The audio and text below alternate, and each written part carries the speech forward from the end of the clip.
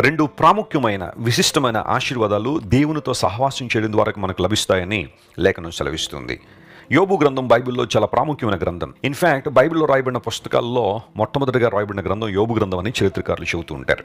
ఎందుకంటే యోబు గ్రంథాన్ని కూడా మొదటి చివరి అధ్యాయాలు దైవజనుడైన మోషే రాశాడని బైబిల్ పండితులకి అభిప్రాయం. ఊజు దేశంలో యోబు ఉండేవాడు.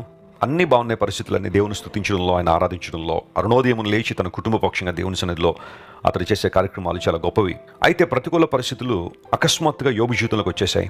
ఆస్తిని కోల్పోయాడు, ఆరోగ్యాన్ని కోల్పోయాడు, బిడ్డలను కోల్పోయాడు. ఒక మాటలో చెప్పాలంటే ఒక్క రోజులో తన జీవితంలో పరిస్థితులన్నీ కూడా ప్రతికూలంగా మారిపోయాయి. అయినప్పటికీ యోబు దేవుని దూషించలేదు. యెహోవా ఇచ్చిన యెహోవా తీసుకుని పోయాను, ఆయన నామమునికి మహిమ కలుగునుగాక, ఆయన నామం స్తుతినందునుగాక అని చాలా చక్కని మాటలు దైవజనుడు మాట్లాడాడు. యోబును ఆదరించడానికి ముగ్గురు స్నేహితులు వచ్చారు. Eliphaz, Bildad, Zophar.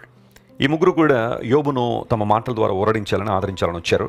అప్పుడు యోబు గారికి ఆ ముగ్గురు స్నేహితులకు మధ్య జరిగిన సంభాషణ ఎంత రియలిస్టిక్గా ఉంటుందంటే, మానవ జీవితంలో కొన్నిసార్లు ఎత్తుపల్లాలు సహజమే. వాటిల్లో మన రెస్పాన్స్ ఏంటి, మన ఆలోచన విధానం ఎలా ఉంటుంది, మన అభిప్రాయాలు ఏంటో చాలా క్లియర్గా స్పష్టంగా యోబు గ్రంథంలో మనం చూస్తాం.